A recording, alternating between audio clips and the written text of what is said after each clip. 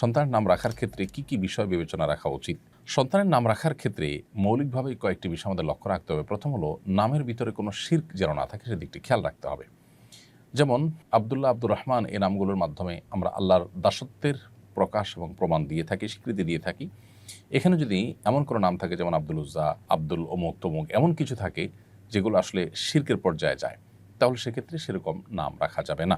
আল্লাহ ছাড়া অন্য কারোর গোলাম হিসাবে কেউ নিজের নাম রাখলো, যেমন আব্দুল মুস্তাফা রাখলো, মুস্তাফার গোলাম, তো সেক্ষেত্রে এরকম শিরকপূর্ণ নাম থেকে আমাদের বিরত থাকতে হবে এগুলো রাখা থেকে। দ্বিতীয়ত, অমুসলিমদের সঙ্গে যে সমস্ত নামগুলো তাদের সাথে সামঞ্জস্যতা রাখে বা তাদের বিশেষণ আছে এরকম নাম মুসলমানদের সন্তানদের জন্য রাখা, এটিও নিষিদ্ধ এবং নাজায়েজ।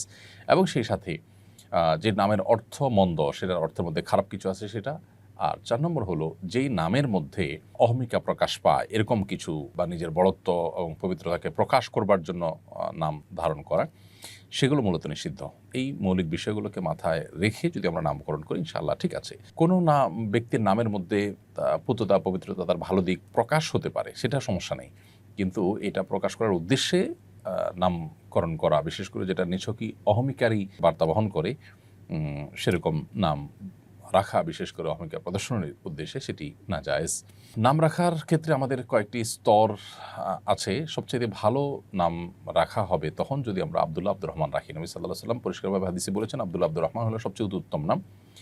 দ্বিতীয় স্তর হলো, আবদুল্লাহ, আব্দুর রহমানের পর আল্লাহর আরও যে গুণবাচক নামগুলো আছে সেই সব নামের শুরুতে আব্দুন যুক্ত করে যে সমস্ত নাম রাখা হয়, যেমন আব্দুস সবুর, আব্দুল কাদের, আব্দুর রহিম ইত্যাদি ইত্যাদি যে নামগুলো আছে সেগুলো।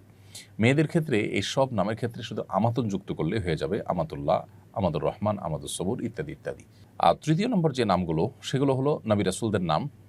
যে সমস্ত নবী রাসূলদের নাম কোরআনে এসেছে, হাদিসে এসেছে, তাদের নামে নামকরণ করা। মেয়েদের ক্ষেত্রে মেয়েদের নবী রাসূলদের পরিবারের কারোর নাম থাকলে সেগুলো আমরা অনুসরণ করতে পারি, ঈমানদার তাদের পরিবার, বংশধরদের, সহচরদের।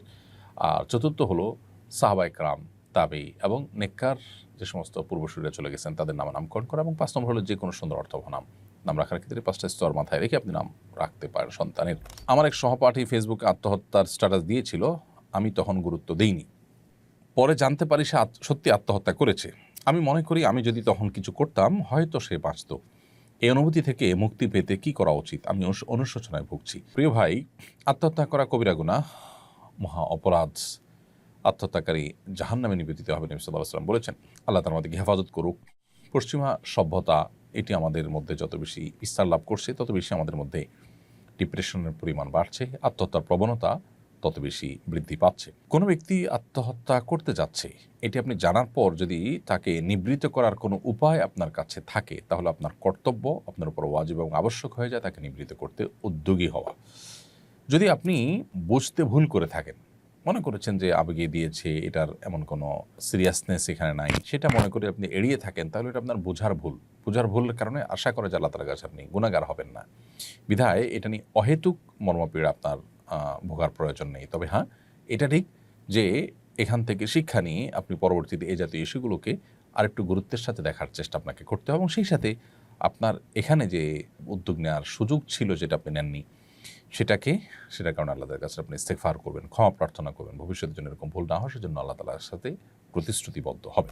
আসিফ জাওয়াদ লিখেছেন, ইসলামী শরিয়া মতে ধনী ব্যক্তির সংজ্ঞা কি? ইসলামী শরিয়া মোতাবেক যে ব্যক্তির কাছে নেশাব পরিমাণ সম্পদ আছে, অর্থাৎ 52.5 তোলা রূপার মালিক যে ব্যক্তি, এই মুক্তভাবে পরিমাণ সম্পদের মালিক হলে তাকে ধনী বলা হবে। ছেলে হয়ে মেয়েকে টিউশনি করালে কি গুনাহ হবে? আর ছেলে ছাত্রের টিউশনি করলেও যদি ছাত্রের মায়ের সঙ্গে নিয়মিত যোগাযোগ করতে হয়, তাহলে সেটা কি গুনাহের অন্তর্ভুক্ত হবে কিনা? আপনি প্রাপ্তবয়স্কা মেয়েকে কিংবা প্রাপ্তবয়স্ক হওয়ার কাছাকাছি যেটা দেখতে প্রাপ্তবয়স্ক হওয়ার মতো হয় সেরকম মেয়েদেরকে পড়ানোটা আপনার জন্য গুনাহের কথা। যদি পর্দার মধ্যে রেখে পড়াতে পারেন এবং অন্যান্য মেয়েদের সাথে পড়ান এবং সেক্ষেত্রে ফিতনা থেকে আপনি নিজেকে সেভ করার জন্য শত চেষ্টা করেন এবং আপনি টিকে থাকতে পারেন, তাহলে সেটা করতে পারেন। কিন্তু পর্দার বিধান লঙ্ঘন করে যদি পড়ান সেটা গুনাহের ব্যাপার হবে। আর শিক্ষার্থীর মায়ের সাথে, ছাত্রীর মায়ের সাথে যোগাযোগ করার যে ব্যাপারটা, সেটাও প্রয়োজন যতটুকু হয় ততটুকু। ধরুন টেক্সট মেসেজ আদান প্রদান করার মাধ্যমে প্রয়োজন পূরণ হতে পারে, তাহলে সেটুকু করবেন। প্রয়োজনের বাইরে যোগাযোগ করা বা সীমা ছাড়িয়ে যাওয়া সেটা হলো নাজায়েজ এবং গুনাহের কথা। অতএব প্রয়োজনের মধ্যে আপনি নিজেকে রাখলে সেটা ঠিক আছে। সুমাইয়া লিখেছেন, কিছুদিন ধরে আমার মনে হয় আল্লাহ আমাকে কেন সৃষ্টি করেছেন? আমার মৃত্যুর পর জান্নাত বা জাহান্নাম থাকবো, আমরা মৃত্যুর পর জান্নাতে বা জাহান্নামে থাকবো, কিন্তু তারপর কি হবে? জীবন কি কখনো শেষ হবে না? জান্নাতে কি আপনজনের দেখা হবে? এসব ভাবলে আমি খুব অস্থির হয়ে পড়ি এবং মানসিকভাবে কষ্ট পাই। এবার ইসলাম কি বলে? আমি কিভাবে মানসিকভাবে স্থির থাকতে পারি? আপনি আল্লাহ তাআলার কাছে দোয়া করবেন, আল্লাহ যেন শয়তান থেকে, শয়তানের ওয়াসওয়াসা থেকে আপনাকে হেফাজত রাখে। কারণ শয়তান মানুষের মধ্যে এ ধরনের অস্থিরতা তৈরি করে এবং শয়তান মানুষকে নানাভাবে বিচলিত করে, বিভ্রান্ত করে।